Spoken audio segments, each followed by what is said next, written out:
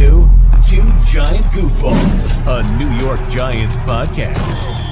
Are you a goofball that loves Giants football? If so, sit back and relax as we talk about the team that both excites and frustrates us so much. And now, here are your goofball hosts, Drew and Rob. Welcome, fellow goofballs, Two Giant Goofballs, New York Giants podcast. I am Drew, soon to be joined here by Rob, who'll be starting off with us here just a minute there. We're on a leave from work here today, but we wanted to get the party started here. So we got a big show for you today. Of course, obviously, we got the recap here of the AFC and NFC Championship games. Interesting games overall. Let's go over what we learned here, what we think is going to happen here going forward.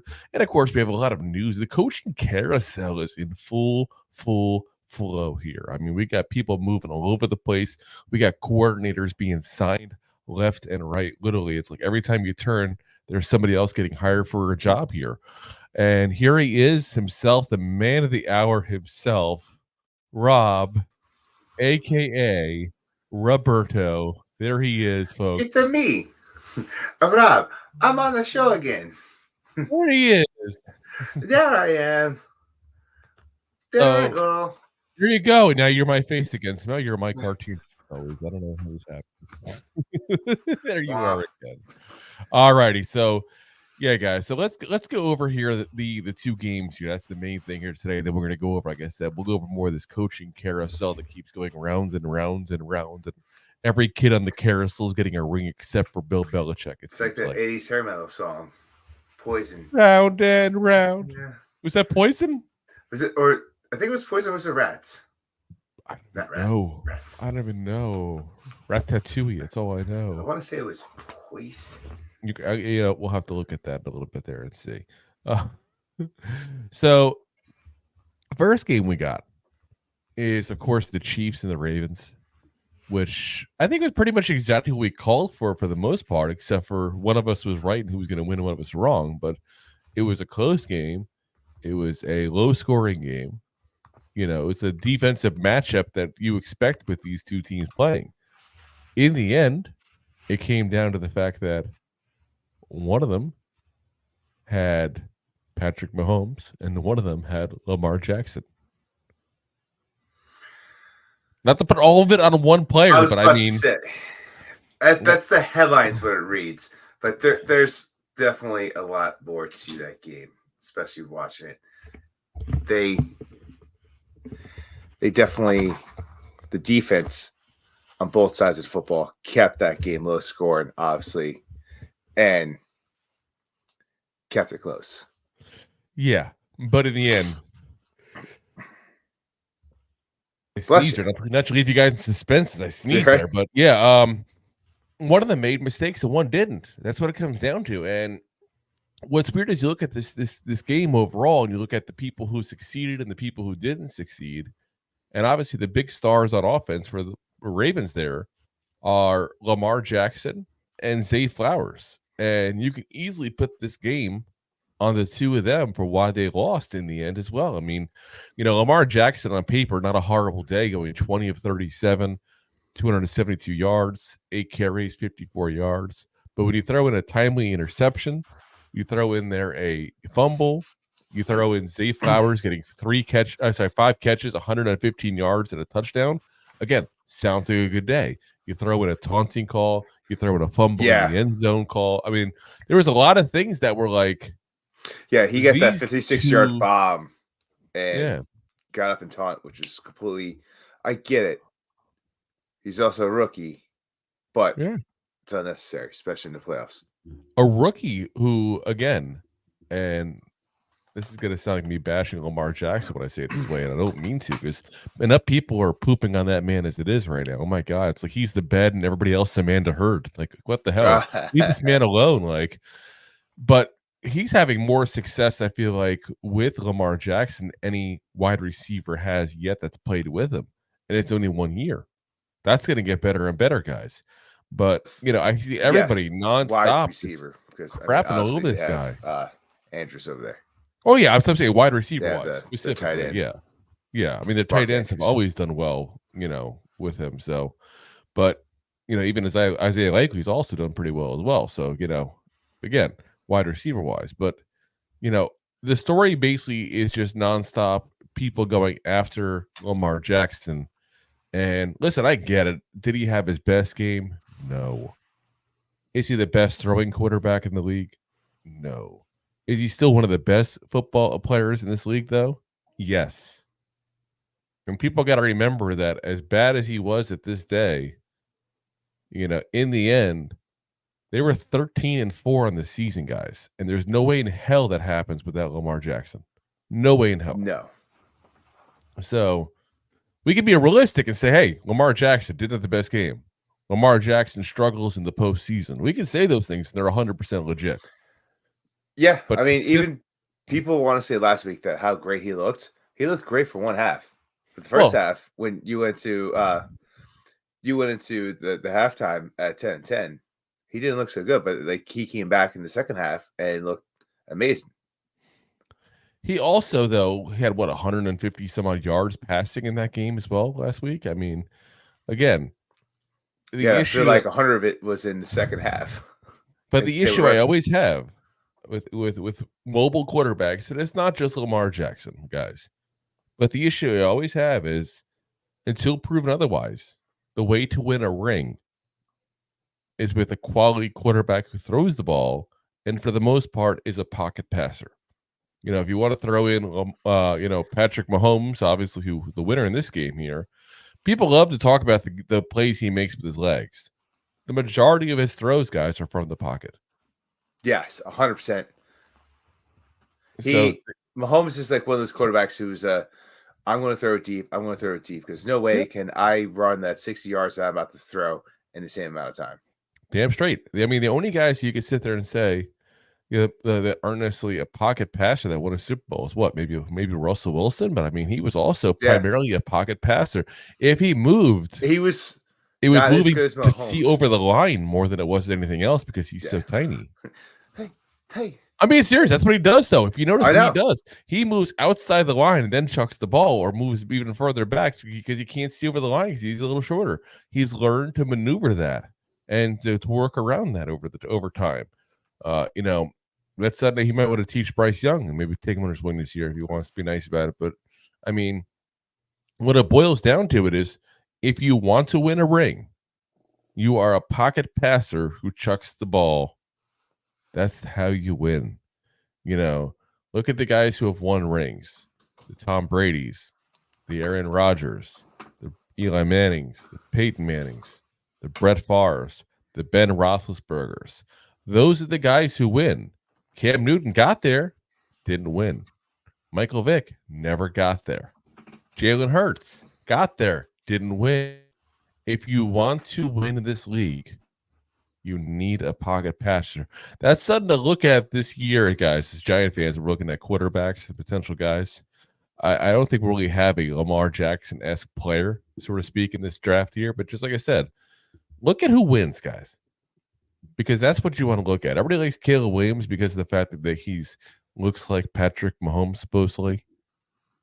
Patrick Mahomes is Patrick Mahomes. There's only one Patrick Mahomes, guys. Only one. And let's be very frank, he wasn't even Patrick Mahomes in the draft. Yeah, let's be real. And come on, that's like saying every pocket passer that with a good line looks like Tom Brady. Yeah. That's the same comparison. Yeah. But I mean, again, in the end, Chiefs win 17-10. Taylor Swift took home the AFC Championship MVP. And I see people nonstop still complain. Again, guys, I'll say it. I've said it before. I'll say it again. Don't complain about Taylor Swift because in the end, she's bringing butts in the seats. She's bringing people to football that have never gotten into football.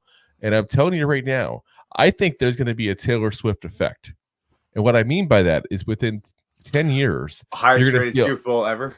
Yes. I'm saying within 10 years, I think you'll see more women watching this sport than you ever have. Because I think they're going to get into it from watching it specifically because of Taylor Swift. Now, what the bad thing is that means a whole lot of new Kansas City Chiefs fans, probably more than anything else. But anytime you have a brand new demographic, And I hate to say like women don't watch football at all because that sounds sexist as all hell. They do, but they don't watch nearly the same percentage as men do.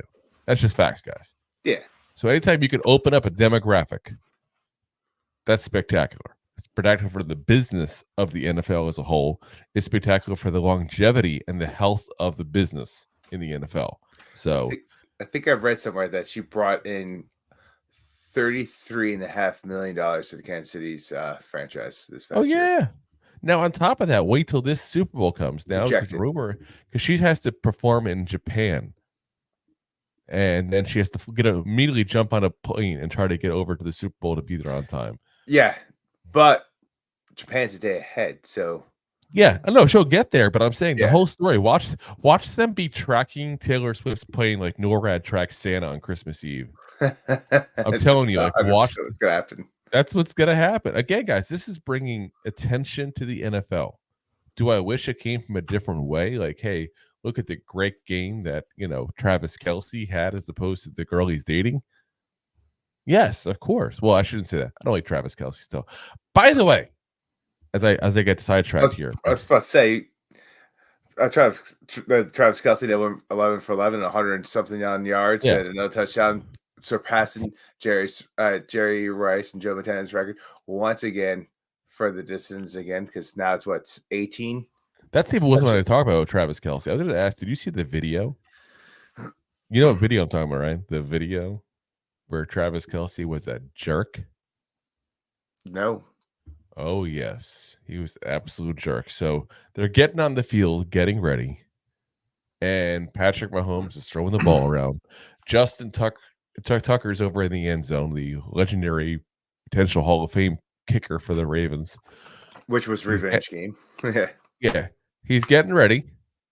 And as he's doing that, he goes ahead and hits the, he's just stretching the end thing. And then I don't know if something was said beforehand or not, but Travis Kelce just walks up and tosses the footballs in his helmet off to the side because Patrick Mahomes wanted to practice there.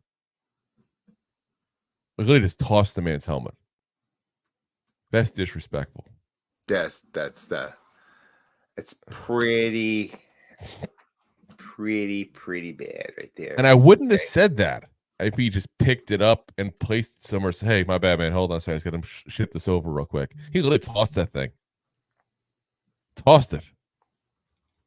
I'm telling you guys, there's one thing that I'm good at in life. It is breeding people and figuring out who they are. Travis Kelce, I've said forever, I think is an egomaniac and a jerk behind closed doors. I think that was a little bit of a peek into who he really is. An Ellen DeGeneres. Ellen DeGeneres, yeah. I've always listen. Here's my thing with that. I'll give you the real quick on the Ellen thing as we sidetrack. Ellen DeGeneres falls in the category that another person is going to fall into the category of that. I'll give you the name in a second, and you're going to go. You're probably the first person to ever say this person's probably a jerk in real life. I don't believe anybody who's overly happy 24/7 whenever the camera's rolling. Are you going to say Tom Cruise? No, I'm not going to say Tom Cruise. Okay. Tom Cruise is, we all know what Tom Cruise is. The Rock. I've never trusted The Rock to be who he appears to be on TV because everything seems so fake and orchestrated with him. It's not even funny.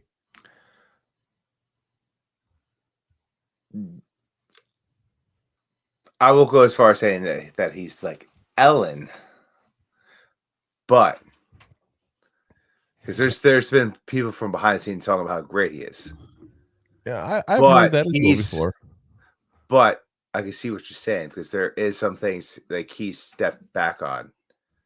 Yeah. And said different kind of steps back. Like he took a stance on something and someone called him out and he apologized for it.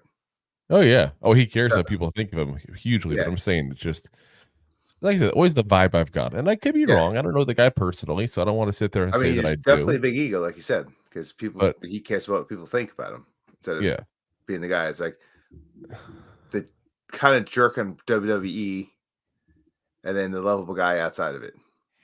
Yeah, and and again, I don't know the guy personally. The only person that I know that knows him in general knew his father, Rocky Johnson, actually. So, and knew him as a little kid. So obviously you can't go based on that. Anyway, we get sidetracked here. We got another game to go over. Ooh, the NFC Championship Game, which was much more the exciting game, guys. Much more. Oh, yes. Ooh, that was a fun one. So very, very fun. Because we talked about it being close games all around. We kind of expect no blowouts in this week here, and that's what we got with this one. I mean, so the Lions were up at halftime, 24-7. 24-7. Most of the times when that's the score, guys, and that's the changeover, 3 scores, you're probably gonna win the game. That's probably it. But in this case here, it wasn't. I mean, the Ravens. The 49ers, Ravens wish they did this.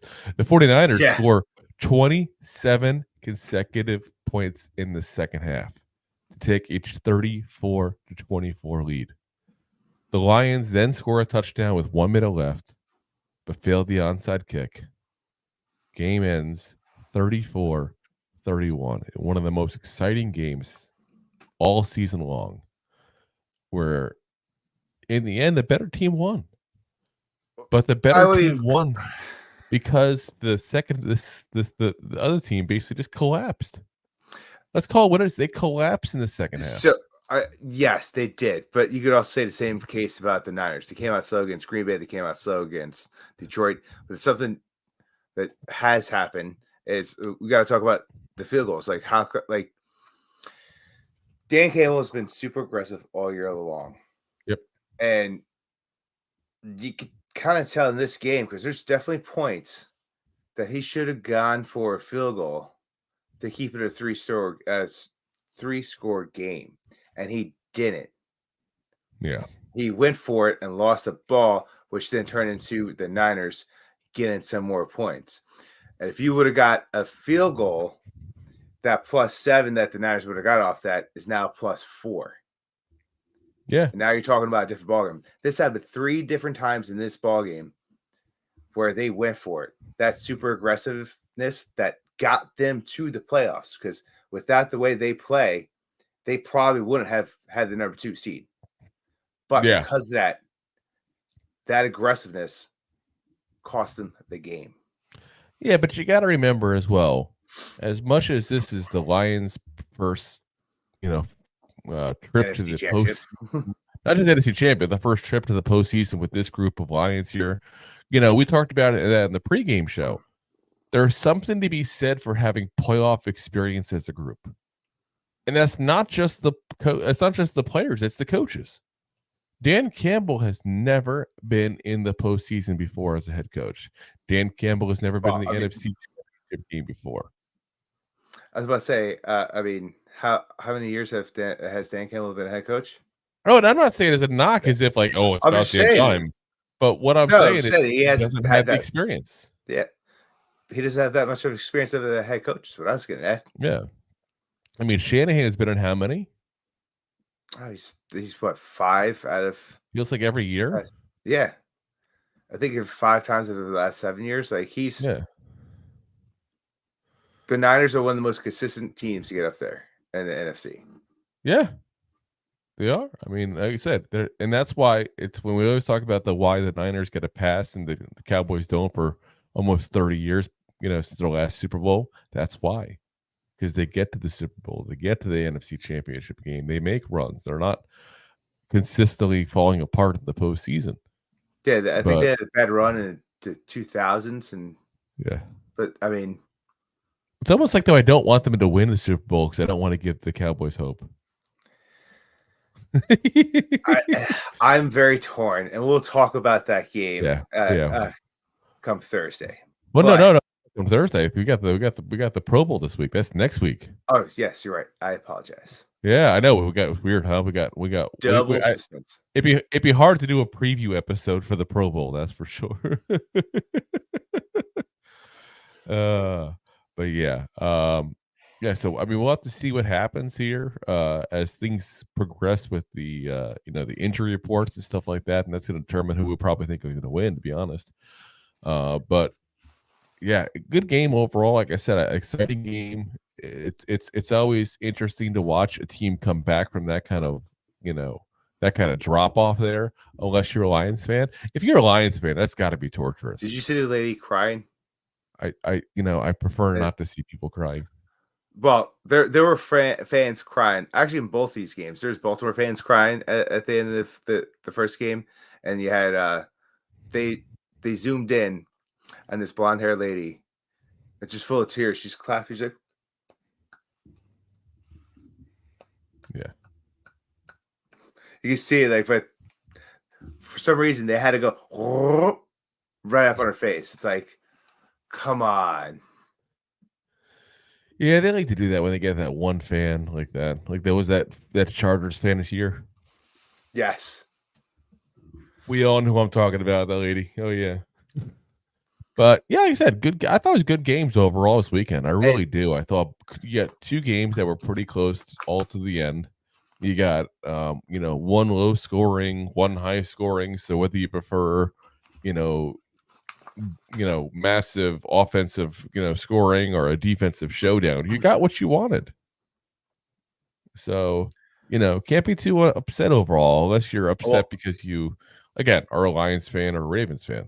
I'm upset because, like I said last week when we were making these picks and talking about these games and actually talking about the preview of last week, I did something a little saucy. And I put Detroit to win the Super Bowl against Kansas City Chiefs. And coming into this weekend, I'm like, it's looking pretty good. It's looking pretty good. The bet was plus 21,000, I think. So you put $10 down on this bet, you won $210. So I just put that. I was like, hey, whatever. It's worth a shot. Who cares? I go to my uncle's house and we're watching the game. I missed the first half. I walk in. I'm like, all right, feeling pretty good. And during that second half, I'm like, my $10. Hi. You $10, yeah, but I'll spoil alert at the program for next time we do the picks for the Super Bowl here. Since we're not going to do a pick show this week, you got a trifecta in both games. Rob picked the winners, the spread picks, the over/under, all weekend long. Spoiler. Perfect weekend. First one of our careers. Yes. So I was 50-50 on my stuff. I had 3 out of the 6 right. But yeah, this was your fault for picking them. You picked it that way, and then you complained it happened. Okay, you put it out there in the world. Just saying. I did. I bad juju. And when I was making that pick, I was like, my heart tells me the Niners win, Lions cover, but I want the Lions to win because I made this other bet.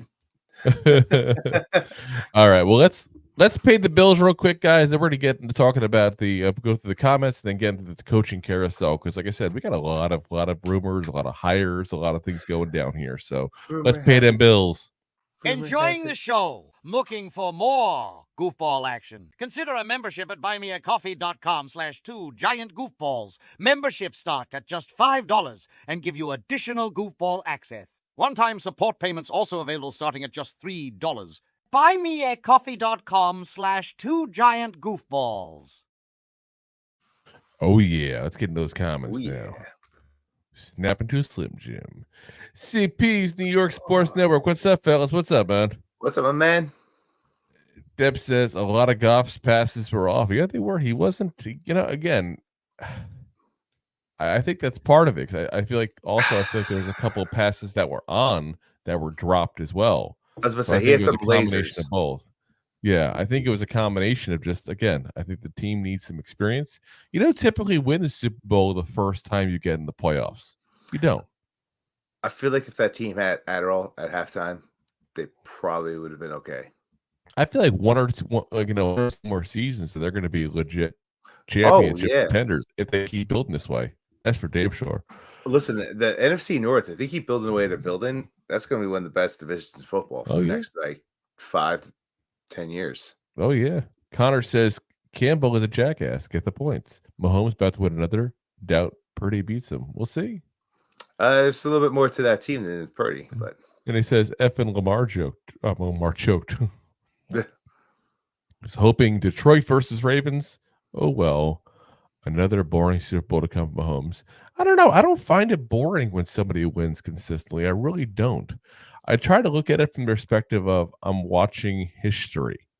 I'm watching a guy who's going to be legendary in a few years. This is how the Patriots looked 20 years ago. And honestly, though, that I was about to say the same thing. This is, if you compare his numbers to Tom Brady's, if he wins this Super Bowl, hypothetically, he has the same number of Super Bowls in the same time frame, more yards, more passing touchdowns, more everything else. Now the question is, can he keep it going and surpass Tom Brady? And I don't think, and he'll be the first Muppet to win this much. Yes, he would be the first person share DNA with Kermit the Frog. Yeah, to win this many. But honestly, I mean, I say this stuff here about him as far as comparing him to Brady. But guys, the chances of that happening are so slim to none. It's not even funny. That's worth the truth of it. It's not typical for somebody to withstand that for that kind of time frame. Like I said, Tom Brady, we witnessed history, witnessed the greatest quarterback ever to play this game. Point blank. And I hate to say it, guys, I'm not a Brady guy. Anybody who's listened to the show knows that I respect the game. I dislike the man immensely. We didn't talk about Brady too much this year, by the way. We didn't. I guess that's because he's not playing. Because he didn't play football anymore. Yeah. He finally retired for real. Even though the Niners tried to get him out of it. Can you imagine if the Niners got him out? As he gets another ring. But yeah, I mean, it's like you're talking about a guy who 6 seasons in is potentially about to get his 3rd Super Bowl and be in 4 Super Bowls. And this was what, his 5th NFC Championship? Yeah. Like, it's a pretty solid start. You're watching history. Look at the people who have won 3 Super Bowls in their careers, okay? He's one of 5, I believe. I believe he's one of 5. You got to definitely go Brady. Montana. Troy. Let's see. I'm going through the list right now. Go through the list because I'm like drawing a blank. Tom Brady 7, Terry Bradshaw, Joe Montana 4, Troy Aikman 3. That's where we're at. And then Mahomes is tied with Elway, Bob Greasy, Eli Manning, Peyton Manning, Jim Plunkett, Ben Roethlisberger, Bart Starr, and Roger Staubach for the 2. Good company. It's damn good company, guys. I mean, you're literally talking about if he wins this, he's tied for 4th with the most Super Bowls ever. Not that we're like want to start there and gag on Mahomes right now, but like you talk about like the way he's been playing, he possibly could be at the number 1 spot by the time he's done in his career, as long as he stays healthy or close to Brady's spot, because Brady, obviously is the GOAT right now. But you also got to look at Andy Reid as well. Like if Mahomes and Reid stay on this team for another 10 years, or close to. No, that's a legit number. That's a legit number. But you get up there, like, how many more times can they get to the Super Bowl? How many more times can they get rings? Like, I just don't think Andy Reid will last that long. I don't, but like, if he does, he's in contention as being like the most. He'll be right behind Bill Belichick, if not like they're tied with him. Oh no, he'll if he lasts that long, he will be considered the best coach of all time if he does. Yeah. But Patrick Mahomes, he's got another 10 years to go. 10 years to go, guys. And if he wins this, he'll be tied for 4th with most Super Bowls all time already, with 10 years left to play. And that's hypothetical. That's saying he only makes it to 38. We don't know how long. I mean, hell, let's be very honest to say he also could blow his knee out of the Super Bowl and never be the same again and be done as well. Not that I'm wishing that. I'm just saying, with football, you never know. But to say he's going to play to about 38 is not crazy. But he could also Why not being that Tom Brady? Because modern science is evolving super fast these days, and it's not so modern. 10 years down the road, and he may be able to recover from injuries way faster than Brady did. Yeah. Get more numbers, get more stats, and possibly beat out Brady and play until he's 46. Yeah, I mean, you never know. I mean, that's the crazy part about it is this the start he's on is just insane. Connor says, "So it's your fault, Roberto. They lost, you bastard." Oh well. Says all for a $10 pet, Roberto. Bad boy. Connor says, "Can't stand Mahomes. Effing Sesame Street talking MFer." Okay. Deb says, "I like watching Mahomes." I do too, actually. Shouldn't get Super Bowls easy. Should have to work to get there. And that's the thing, Connor. If you think it's easy, especially, did you watch the Chiefs this year? How many times did Sky Moore mess? Yeah. Mahomes still helped. If you take that Mahomes out of the offense, let's not. I don't want to go that far, but he had a lot less help. He had issues with the line. You had Sky Moore messing up like crazy. You had Kadarius Toney, who we'll get definitely into that topic in a little bit here. But Kadarius Toney messing up left and right. I mean, Kadarius Toney himself cost him 2-3 games. Yeah, definitely 2 games, possibly 3.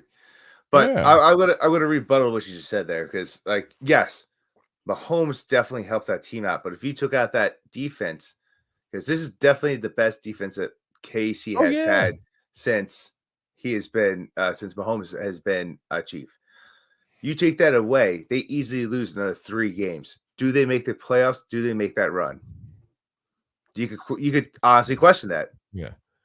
Well, in the words of Patrick Mahomes, you can't take that away from me.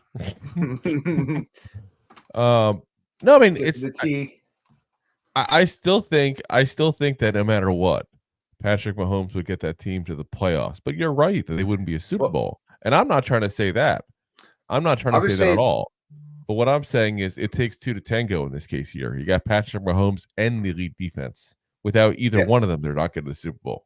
Well, that's what I'm saying. I'm not disagreeing that. But you could make the argument like another AFC team could have taken their spot, because they were on the road a lot this playoffs, which was the first time in Mahomes' career. And he proved that home field advantage doesn't matter to him and the Chiefs. And I was saying, come up to the playoffs. Like, as soon as you get the Chiefs, right on to the playoffs, you can't count them out. That's like the Patriots. That's what they were. Like, if they crawl across that finish line to get to the playoffs, they're going to get hot. That's just what they do. And those Chiefs. My whole thing too, on top of that, is I feel like he's had a transition where in the beginning of his career, he had Tyreek Hill, who was the best receiver basically in all of football. He still had Travis Kelce at that point there, but you put those two together, it's a great duo. He had, different pieces because they had more money to spend. He signs the extension. There's less money to spend now. They lose Hill on the offensive line. They have trouble getting them receivers, and he's just still getting it done. And it's almost like, now it's more like Brady-esque because you're talking about, like you said, he is their offense. Same as Brady for years was the offense of the Patriots. Brady wasn't partnered up with great receivers and great running backs and all these kind of things here. I mean, everybody talks about Edelman, who he had later in the career. He had 1 year of Randy Moss, sure. I was gonna say, but again, 1 year. That's all it was. A year and what? 3 games. When you play with a team for 20 years, it's very hard to say I had this guy for half of my season, because 10 years for a receiver on one team is a long time. Yeah, like Troy Brown, who's throwing the ball too. I mean, that's what we're looking at here. I mean, Brady and Mahomes does the same thing. And I made this comparison earlier in the year. It's like this is his time to prove. Are they going to be a dynasty? Can they overcome the hurdles that the Patriots did? Can they make sure that they get good players where Mahomes can throw to and make plays with that aren't a big name? Yeah. And he's been doing it. Edelman, there's sometimes, and Edelman and Casey, when Edelman's last year, he didn't do much until they went to the playoffs. No. And then he had a great postseason run into the Super Bowl. And that's what Kelsey's doing right now. Early on, if you want to make a case for somebody he had as a weapon, it's like every single year was like 1 year weapon. Even like, you can go to a guy like Corey Dillon for the Patriots. He had the 1 year weapon with him where he had a 1,600-yard season when he first got to the Patriots. And then age kind of caught up with him. But, 1 year Randy Moss. Like, look good. Tom Brady wasn't surrounded by immense talent, guys. No, he was surrounded by great. He was surrounded by a great coach and a good offensive line, and the talent to throw the ball wherever the hell he wanted to. And that's exactly what he did. And this is exactly what they've done with Mahomes. If you notice what they've spent, they spent a lot of time and money on the offensive line to keep him upright. Like I said, I just think that the similarities are definitely there. I mean, how they play is different, obviously, but otherwise, there's a lot of similarities between those two. Connor says, I mean, how hard it is just cover Kelsey and maybe Rice. Crazy. Only thing I like about KC is Spags. Well, first off, it ain't so easy to travel to cover Kelsey, as much as I hate to say, because I guess I've already given my opinion on him as a person, but I don't think it's that simple. I mean, you cover Kelsey, you're leaving somebody else open. Whether or not they have great receivers or not, you're still leaving a legitimate NFL receiver open. That's never going to end well when you have a guy like Patrick Mahomes throwing the ball. I was about to say, with Mahomes behind the line, down center. Yep. Yeah. Kind of says, Andy Reid look weak and sickly. I'm wondering if the rumor about him retiring is true, but I think something is wrong with him.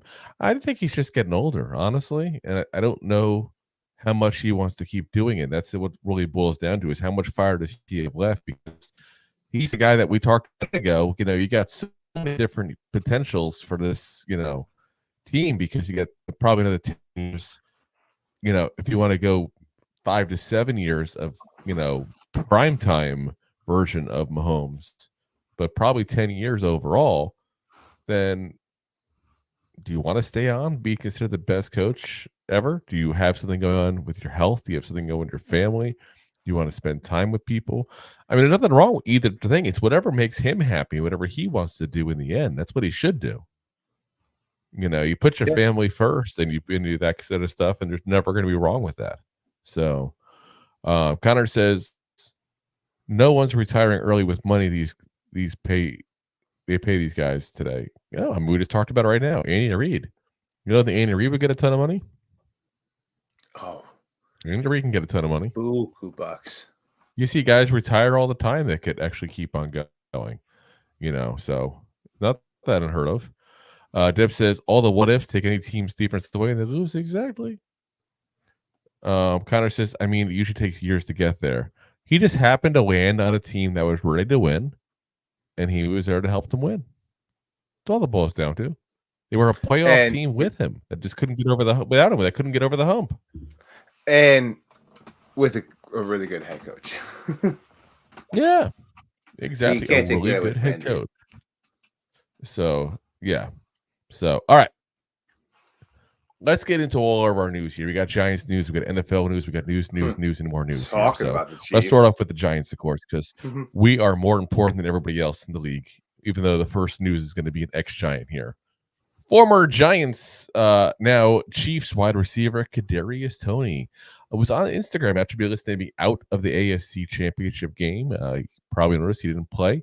The team said he was out for personal reasons and a hip injury. The personal part was the birth of his daughter this week. Congrats to him on that. Oh, congrats. He claims, though, he is fully healthy and able to play. Sounds very familiar to like when he left the Giants. It was talking about. I mean, literally, he goes on Instagram, and I don't know what it is with him and these Instagram and TikTok and Twitter videos and all the stuff he does, where like the lights are out, and he just says nasty, vile things. Like, the man can't have a conversation without dropping slurs and curse words left and right. I mean, it's honestly gotten to the point where I wonder, and I don't mean this in a disparaging way. I mean it honestly in a caring way. I wonder if something is mentally wrong with Toney. like he's got to realize that he's doing stuff that's literally going to get him booted out of this league. Because I'm telling you right now, I don't know that if the Chiefs cut him, which they can cut him and only get like a $2.5 million hit or something like that next year. If the Chiefs cut him, which again, it's a high possibility, and they would, is anybody going to take this chance on this guy? The Raiders. But you know what I'm saying? Like, he hasn't done anything really except that one game against the Cowboys, which was, 2 years ago now at this point. And he causes headaches left and right. He doesn't keep things quiet, which is one of the big things in the NFL. If you guys don't know that, one of the biggest ways to get blackballed by the NFL is to air their dirty laundry. If you think otherwise, ask John Gruden. Just saying. That's the way this works. His John Gruden's dirty laundry got aired by the NFL, but still. Yeah, it's a little different there. But I'm just saying, the NFL doesn't want anybody that's going to embarrass them or cause controversy. In the end, all they want is people to watch the games. That's what it boils down to. And you got a guy who's sitting on the bench, who's not a star, causing headaches. You're not going to last long. I honestly think that might as well have been a retirement video by Kadarius Toney. I take it that serious what he did. Really stupid move. Really dumb move. And like I said, if I'm right, because this is a repetitive pattern that I'm seeing, if I'm right, I really honestly hope he gets the help he needs and gets a chance to turn his life around, because I'm telling you right now, I've seen this kind of pattern before with guys. And there's just something off and something wrong. He always thinks people are after him. No one's after you, dude. You just suck. Yeah. And you suck because you don't put the effort in. Yeah, but say you don't play when you could or you should. You just don't play. Like I said, so that's, like I said, my 2 cents. I just think I really think he's got something mentally wrong with him, and I just hope he gets the help he needs. I wonder if he goes to the Bears. For his own sake and for his daughter's sake. Man's a father now. I mean, she's going to Google him one day. And that's what's going to come up. So, yeah. My dad was a famous football player. Oh. Not famous for good reasons. Yeah.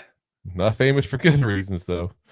So, all right, let's get into happier stuff. Here. So, this is kind of sad. I say that, and then all of a sudden I look at the next note I have here. I was about to say the Giants are blocked from interviewing Panthers defense coordinator Jero Avero, who also was blocked by the Panthers who with requests to the Jaguars and the Dolphins. So at least we can't take this one personally. It's not like they we're just letting everybody but us talk. But yeah, I feel like they're trying to keep him in the house. I mean, again, they hired an offensive coordinator to be their head coach. So you want to have a good, experienced defensive coordinator in there. Obviously, this man's got a pretty good, lengthy career in the NFL. But what's interesting about this is, remember, they had blocked us from interviewing Chris Tabor, their special team coordinator.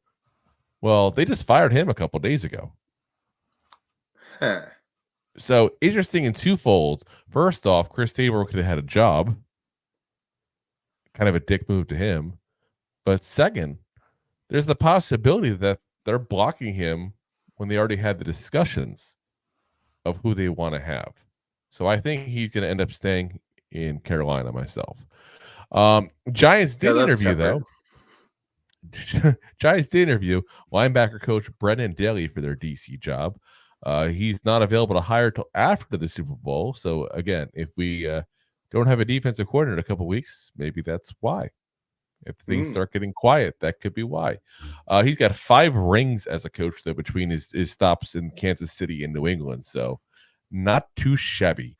Giants also interviewed Ravens defensive backs coach Denard Wilson for the second time. That's the first time I've heard of a second interview with any candidate. So since the Ravens have now lost, he is fully available for hire, guys. The Rams and the Titans have also met with him, so don't think we want to have competition. I got to think at this point here, if I got to pick somebody, that's who I'm picking for the job, just because the success he brought with him. I mean, look at the Eagles secondary this year compared to last year. Look at the Ravens' success in secondary and overall this year with him. I mean, that's a pretty good track record to have. I want that kind of success on my sidelines. But, you have to wonder with everything going on with the New York Giants and all the, Dable news and stuff like that, is that making some people maybe hesitate coming here? I hope not, but it could. You never know. It could be. You never know. And once again, there's only so much we know. We just hear what's reported. How much is embellished, how much is not. But a lot of the coaches hear the same thing we hear, but they also have a little bit more of an inside news. So if guys are interviewing here, maybe it's not as bad as what people think. But at the same time, or maybe we're also going to block. If you want a coach and he's got some concerns, what really helps ease those concerns? It's all about that money. Remember, there's no salary cap on coaches. You can pay them whatever you want. And if you have potential to, be on another great team, especially if you get your players for cheap and keep it long, like a lot of the Giants would potentially, down the road. I say, It's a bad idea. Listen to me. That's the guy I want, and we'll see what the Giants think as I'm not in the interview room, obviously. So, Dolphins linebacker coach Anthony Campanelli, we talked about him. The Giants had requested an interview with him. He's also interviewing apparently for the Dolphins spot now that Vic Fangio has gone off to the Eagles there. So we'll have to see what happens there. Maybe why we haven't heard about any actual interview, just a request for an interview. On other news here, Jordan Raanan, who all of a sudden in the news like crazy with all this stuff here. It's like he's releasing nuggets that he's known for a while, because this one he's apparently been holding back for a few years there. It said over the years he's heard that Bill Belichick doesn't look at the Giants the same way he used to. He still looks fondly at his time that he had with us specifically there, but doesn't like the current setup of the Giants organization. He notes Tim McDonald, we talked about in the last episode, John Mara's nephew, very specifically. Keep in mind, John Mara is the director of player personnel. He's also the guy they say is tabbed to be the assistant GM if Brandon Browner goes elsewhere. So, we're going to have to keep an eye on what happens there, because that's interesting. I'm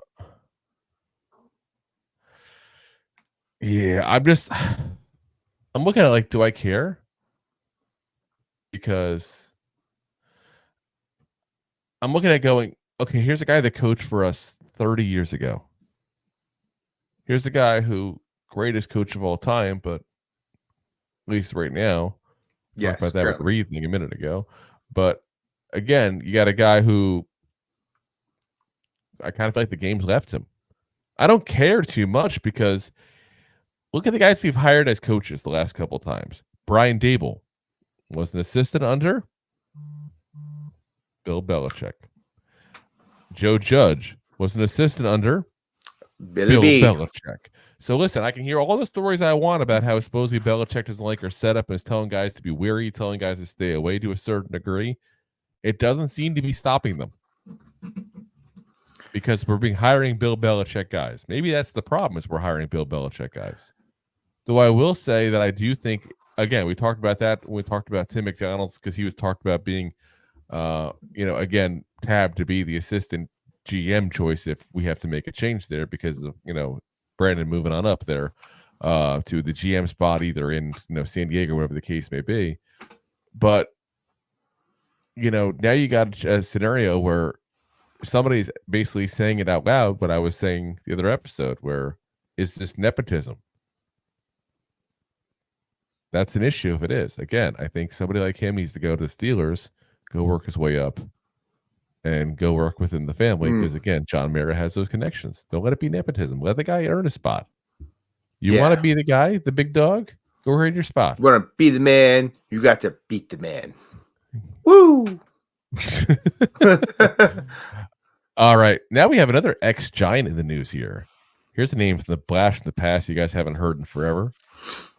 Giants' former first-round bust, DeAndre Baker, has signed with the UFL, the Spring League, the UFL. So interesting that he's trying to get himself back, obviously, in the league. That's why you joined a squad like the UFL. So, hopefully he's got a little older, got his stuff together. He doesn't hang out with the bad crowd he was obviously hanging out with. You all remember the story about him in Florida and the guns and all that fun hoopla that was going on. Listen, we all make stupid mistakes when we're young. I think people forget sometimes that you're 20, 21 years old when you're going into this league, unless you're some of the players getting drafted now at 30, it seems like. But, otherwise it's like, COVID. Typically you're very, very young. And listen, you put me in scenarios of 2021, Rob, we knew each other in those ages. With millions of dollars. I definitely did some goddamn stupid things back then, and I had no money. I was broke. I was about to say. Imagine how much trouble I get into money. Now, would I get into money where I'm trouble issues where I'm getting into guns and, legal gambling and things like that? I mean, depending what you want to call legal gambling. We all had poker at the houses and stuff like that, but, Yeah. But, yeah, I don't think I would get into that kind of trouble. I'd hope not. But am I to sit here and say I wouldn't make horrible decisions? I would make horrible decisions left and right. Listen, every single person has a vice in life. I don't care what people say. I don't care how good a person you are. Every single person has a vice. Some vices are free, Drew.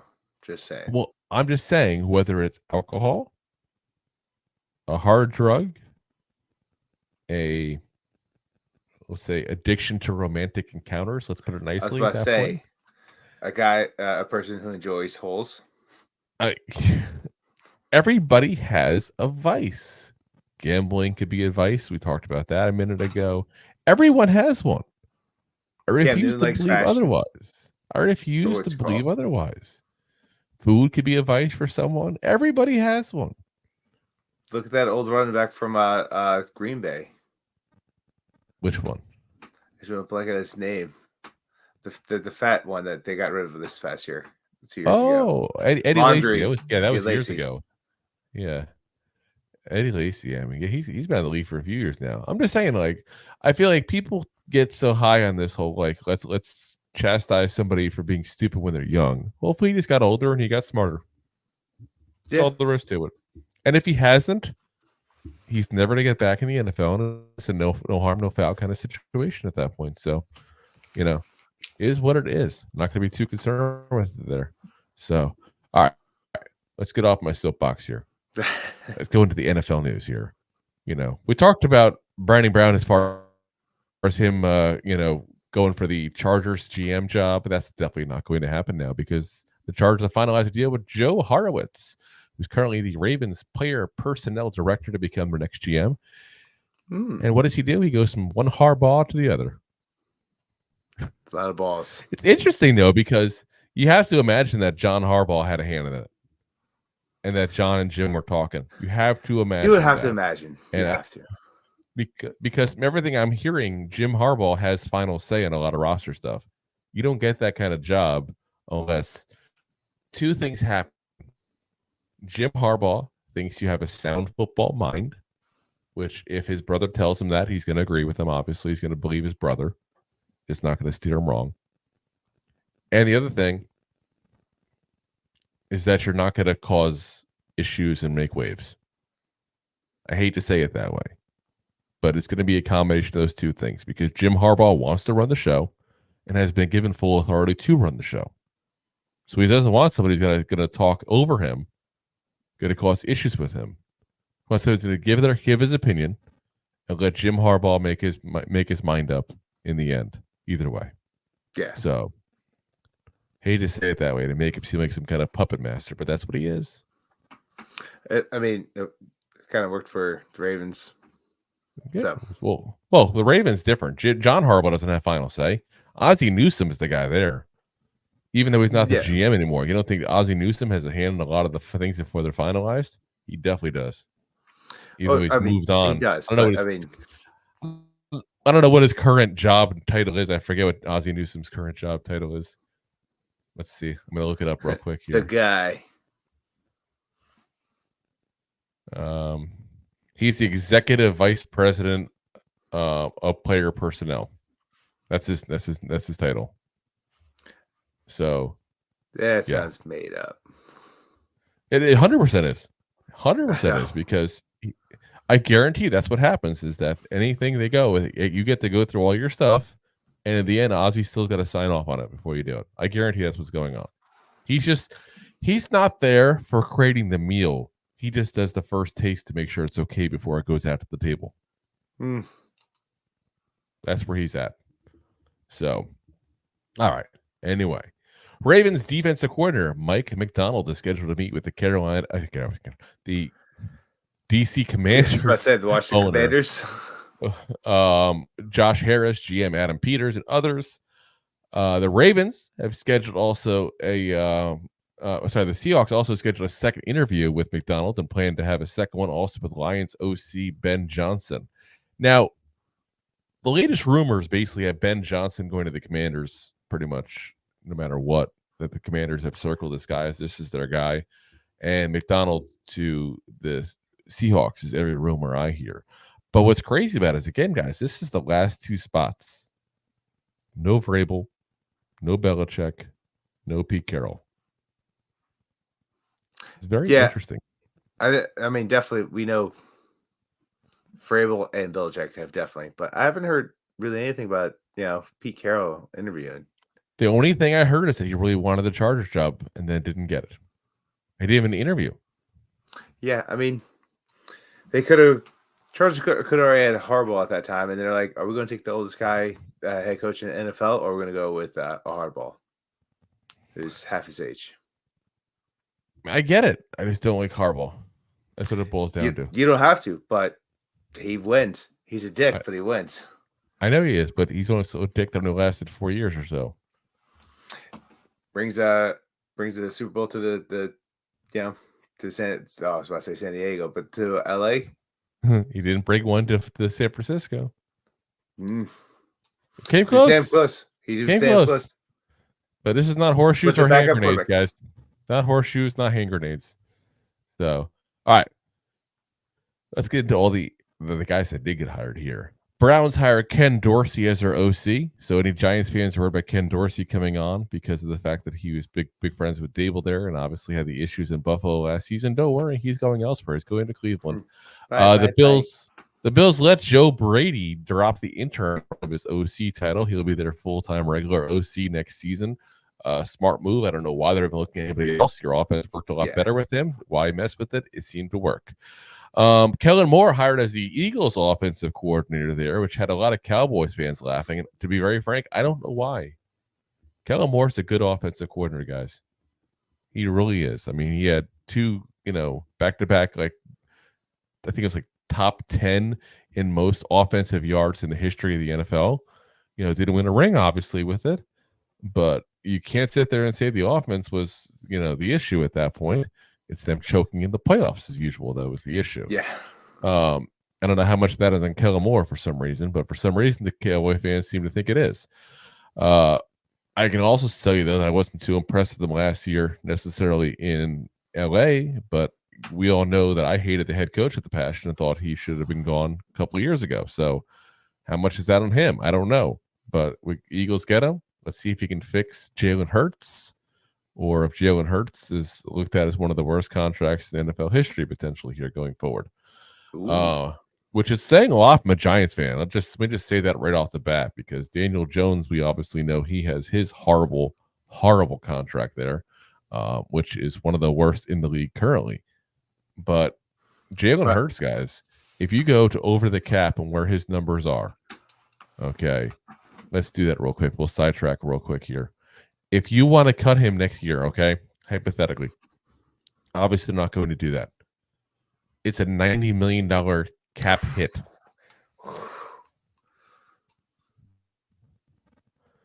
If you want to cut him the next year after that, $69 million. If you want to cut him the year after that, $37 million. And this is all negative money, guys, not positive that you lose. Yeah.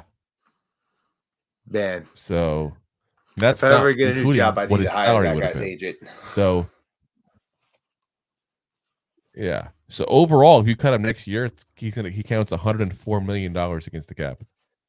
90 the next year, 69 the next, 44 the year after that, guys. He's going to be an Eagle for a few years. That's safe to say, because they backed everything. He doesn't even have any decent money.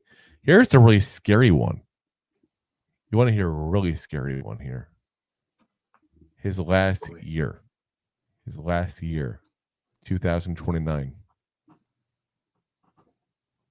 He's got a $97 million cap hit.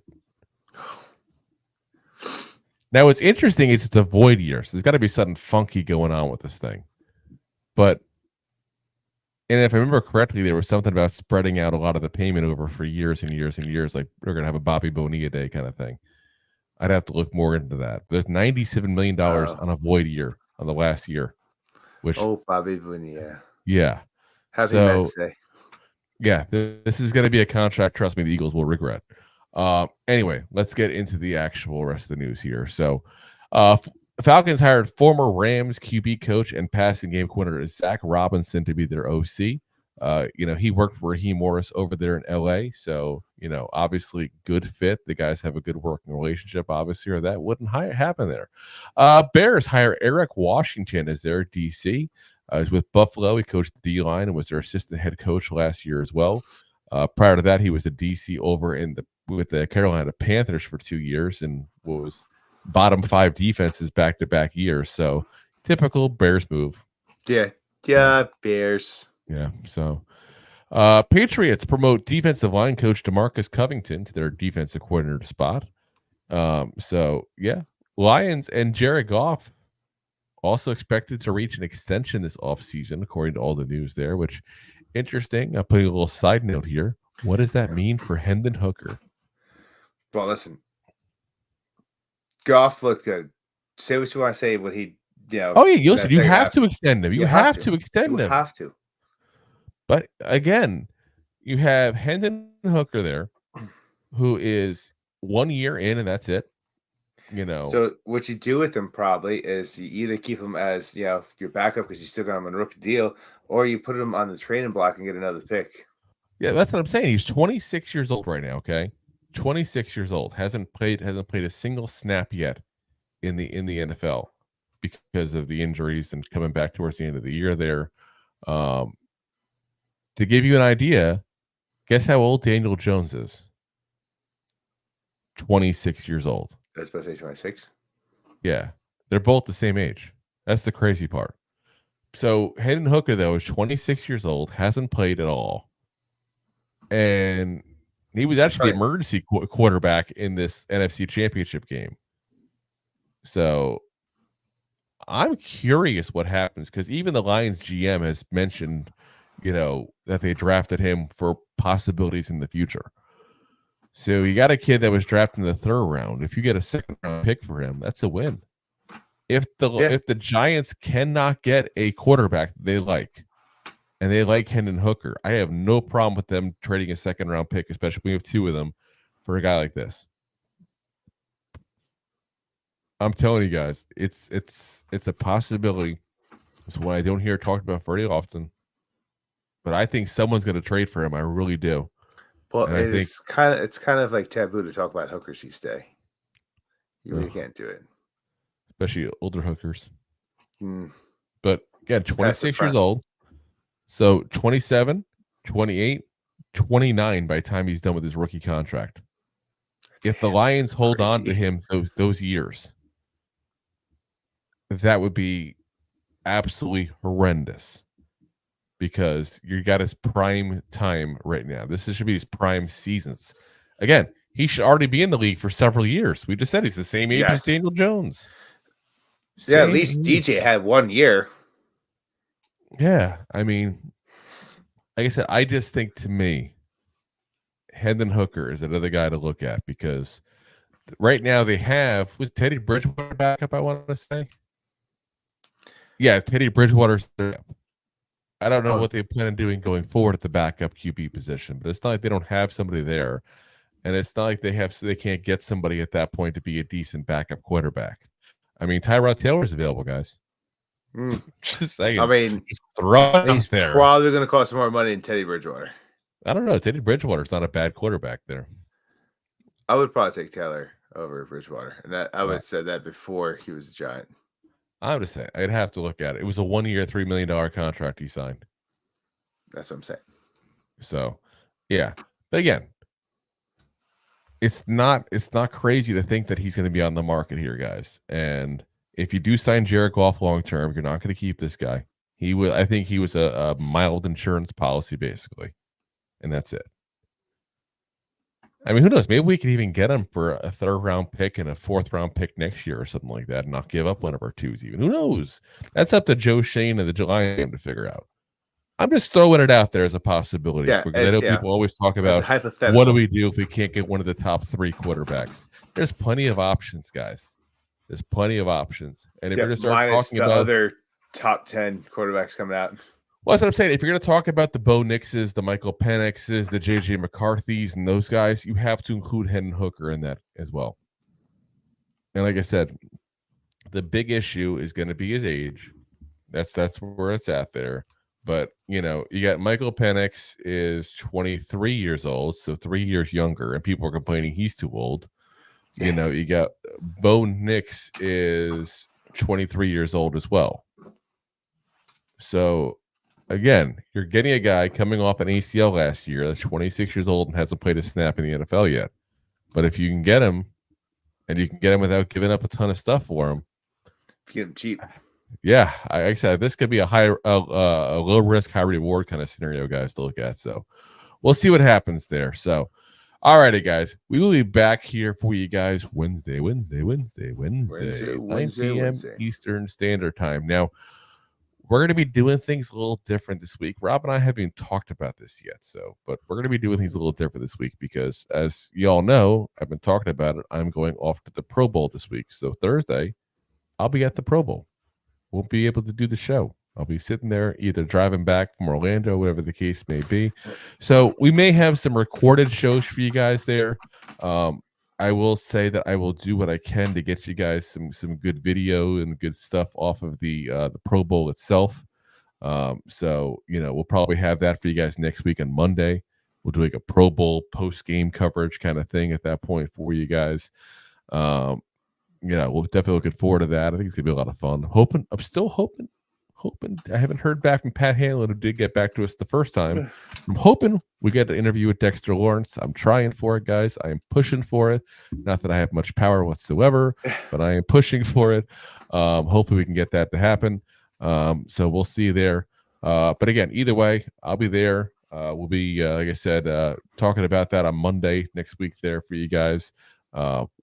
Next episode on Wednesday is going to be the 2nd annual Goof Awards, giving all the awards to the Giants players for various things like Rookie of the Year, Best Off-Season Acquisition, things of that nature. Tony Award.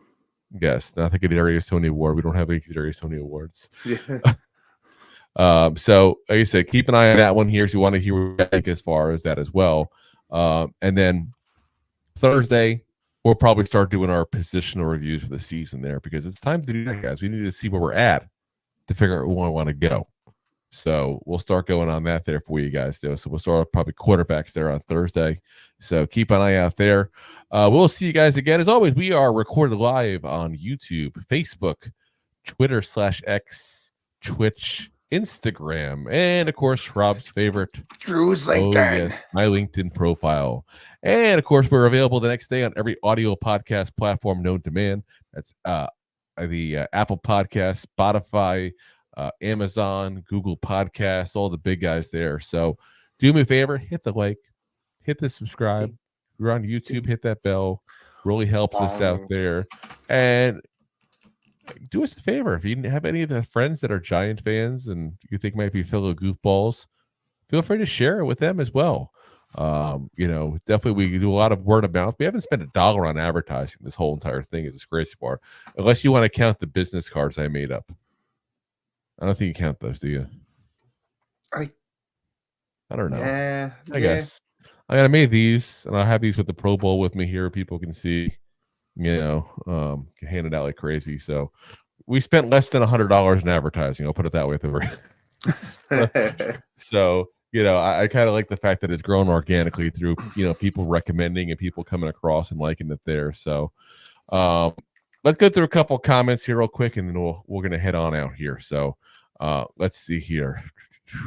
Connor says Kelsey is slow. I don't see how he gets open so easy. It's because he runs very good routes. As I say, he's subtle moves, and he's also strong. So you try to stop him the first 5 yards, and you can't do it. He's got those yak. Yeah, yards. Kind of say I used to love John Gruden's show, QB Camp. It was a fun watch. Listen, John Gruden was a fun watch in general. Okay, the guy, say what you want about like him or hate him. Obviously I don't like what I saw in the emails about him there, but the man knew football, and was a fun opinion to watch. That's for sure. Connor says UFL is combo of USFL and XFL, yet XFL is not in title. Why not UXFL? LOL. UFL makes you think it's part of the UFC. Yeah, I don't know. I guess they had a discussion. That's what they thought looked better on t-shirts. I don't know. Connor says Eagle has teams now. I think it's 8 in the UFL. Yeah, I think it's that's what it's down to. They got rid of a lot of teams. But partly they did that because it's a it's a way of making things just streamlined, lower the cost. That's a big part of it with these kind of teams. Kind of says Roberto can do a 1-ball show. We'll see. Like I said, we'll do some recording. We can do it that way. Yes, saying you by yourself. The Connor's requesting a Roberto evening, a solo ball. Roberto table for one. And he says, cool card. Yeah, that made up when I had these made up, and I still have these from when I went to the Jacksonville Jaguars game last season, and I ordered way too many. I was handing them out like crazy in the parking lot, and then I was handing them out also at the the strip club. No, I went to when I went to the Tampa bar over here. That's a Giants bar. I handed them out there too as well. So Delilah's Den, gotcha. Delilah's Den. Oh my God, is that thing still open? That's over in like Laurel Ave now, isn't it? I mean, that's one of those common names. It's like going to Hibachi and going to Fuji. No, I feel that was the name of an actual strip club. So yeah, no, it was what I'm saying, but there's other ones. It used to be in Centerville, South Amboy area in New Jersey. I remember there. I used to work years ago. I guess I can say because I don't work there anymore, obviously, because I was like, this is like 20 years ago. I worked for Petland Discounts, and the guy came in that ran the place, and he was like, yeah, you should stop by. I run Delilah's Den. You should stop there. You get VIP treatment. I promise you, VIP treatment. Yeah, I stopped by. I did stop by with a couple friends. Said hi to the guys. I saw him there. He didn't remember me at all. No VIP treatment. Womp. Womp. But yeah, I think they went to what it used to be Untouchables now. Yeah, I think that's what it is. So if I remember correctly, right over by Laurel Ave, the U-turn over there. It was it was another strip club, and then it was Untouchables. And then it became Delilah's Den. Yeah, I don't know why I know the history of the strip clubs there at all. Well, I mean, Laurel Avenue was a staple before we lived. I say I had to turn to that U-turn every single day to go home. Sometimes I went home, sometimes I didn't. That's the whole story. Yeah. Anyway. They had some nice bartenders and good music. We'll see you guys tomorrow night there. Wednesday night, I should say. Again, we're going to do our second annual Goof Awards. Oh yes, bring out your tuxedo black tie event here for the annual Goof Awards here. And then, like I said, we'll see you guys again Thursday doing our positional review of the quarterbacks there. So we'll see you guys then. Appreciate you guys listening as always. And as always, Giant fans, Go G-Man! Go G-Man! Thanks for listening to Two Giant Goofballs, a New York Giants podcast. We appreciate your support. Thanks so much.